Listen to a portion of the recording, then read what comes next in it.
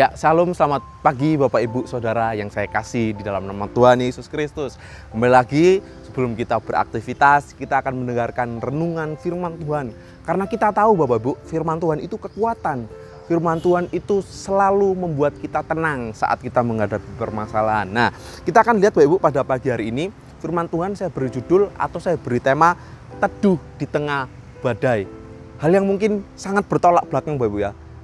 Biasanya saat badai datang, badai kehidupan, persoalan datang, orang tidak mungkin bisa teduh Bapak Ibu. Kemungkinan khawatir, takut, panik dan sebagainya. Tapi kita lihat firman Tuhan pada pagi hari ini Bapak Ibu mengajarkan kita untuk kita bisa teduh di tengah badai. Nah, langsung saja Bapak Ibu, kita akan melihat satu kisah di Alkitab, yaitu tentang angin ribut yang diredakan. Saya akan bacakan Bapak Ibu dari ayat yang ke-23. Lalu Yesus naik ke dalam perahu dan murid-muridnya pun mengikutinya. Sekonyong-konyong mengamuklah angin ribut di danau itu sehingga perahu itu ditimbus gelombang, tetapi Yesus tidur. Kita lihat Bapak Ibu, kalau Bapak Ibu tadi perhatikan, angin ribut itu datangnya tiba-tiba. Sadar nggak Bapak Ibu, seringkali permasalahan yang kita alami pun kadangkala datangnya tiba-tiba tanpa kita persiapkan, tanpa kita pikirkan sebelumnya. Masalah datang, persoalan datang. Dan ini juga yang dialami oleh murid-murid ketika mereka memutuskan untuk ikut Tuhan menaiki perahu. Sebetulnya murid-murid Bapak Ibu, mereka nggak kena angin ribut bisa Bapak Ibu, kalau mereka tetap tinggal di tepi pantai.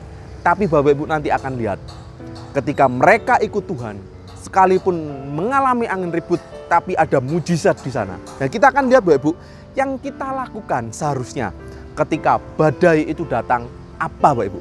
Yang pertama Bapak Ibu, saat badai datang, kita harus bertahan. Kalau Bapak Ibu nanti baca keseluruhan kisah ini, tidak pernah ditulis bahwa murid-murid lompat ke danau saat angin ribut datang.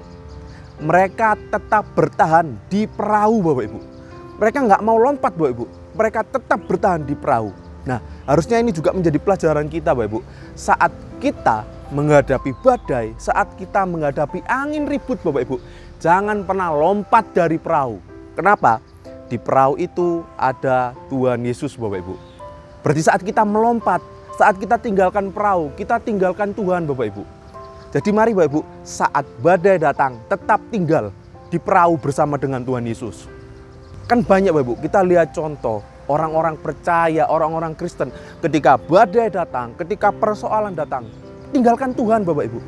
Tapi kita belajar dari murid-murid Bapak Ibu, ketika badai datang tetap tinggal di dalam perahu. Kenapa? Di situ ada Tuhan Bapak Ibu.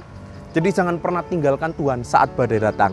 Kemudian yang kedua Bapak Ibu, yang kedua, saat badai datang, apa yang harus kita lakukan? Yang kedua yaitu kita datang kepada Yesus. Coba kita lihat ayatnya Bapak Ibu.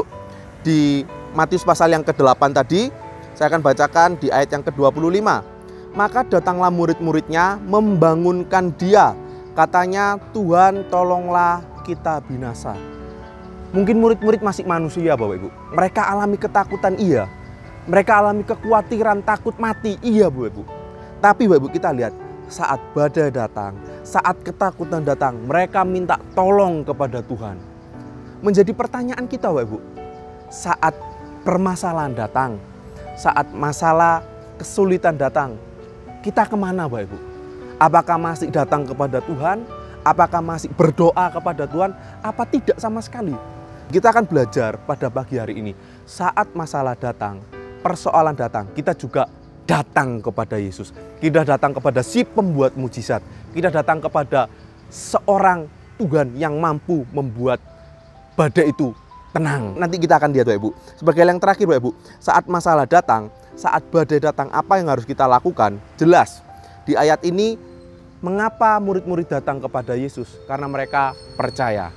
Nah, jadi kita lihat Bapak Ibu, saat masalah datang, saat badai datang, kita harus percaya. Jadi 3 hal tadi Bapak ya. Yang pertama, kita harus bertahan.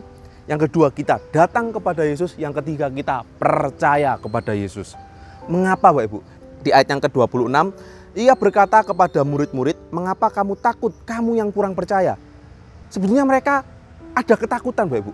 Sebetulnya mereka ada rasa kurang percaya. Kenapa? Karena ketakutan yang mereka alami. Tapi kita belajar Bapak Ibu ya.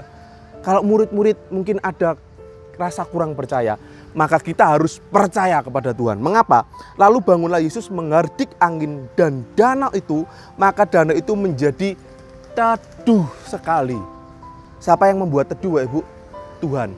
Mungkin kita terbatas Bapak Ibu untuk mengelola badainya. Mungkin kita terbatas Bapak Ibu untuk menangani masalah kita. Tapi ingat, masih ada Tuhan. Dan ayat yang ke-27, dan heranlah orang-orang itu, katanya, orang apakah dia ini? Sehingga angin dan danau pun taat kepadanya. Mereka gentar Bapak Ibu. Ini sebetulnya siapa? Kok bisa membuat badai itu diam Bapak Ibu? Coba kita akan lihat Bapak Ibu sebagai ayat yang terakhir. Mazmur 107 ayat yang ke-29. Mazmur 107 ayat yang ke-29.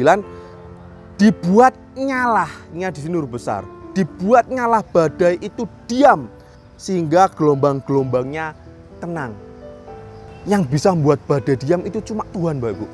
Cuma Allah. Di pasal ini itu menceritakan tentang kedahsyatan Tuhan Bapak Ibu. Tuhan yang bisa membuat badai diam. Nah, ketika di dalam perahu Bapak Ibu, badai itu dibuat diam. Berarti Yesus siapa Bapak Ibu? Berarti Yesus Tuhan Bapak Ibu.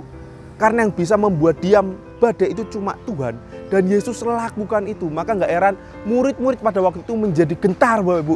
Ini orang ini sebetulnya siapa? Kok danau pun badai itu tunduk sama dia? Kita lihat Bapak Ibu. Tuhan bisa meredakan badai.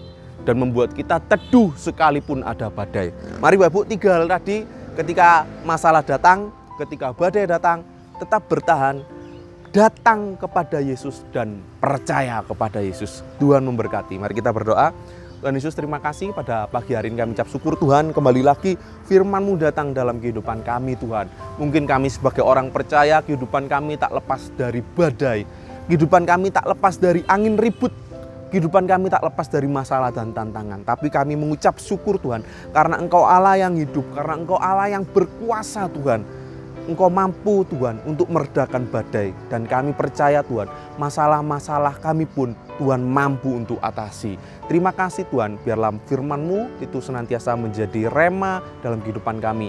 Yang selalu menguatkan dan mengingatkan kami ketika kami menghadapi permasalahan. Terima kasih Tuhan, memberkati setiap jemaat Tuhan yang telah mendengarkan kebenaran firman-Mu. Sepanjang hari ini kami serahkan kehidupan kami ke dalam tangan Tuhan. Ini yang menjadi doa kami di dalam nama Tuhan Yesus Kristus. Haleluya. Amin.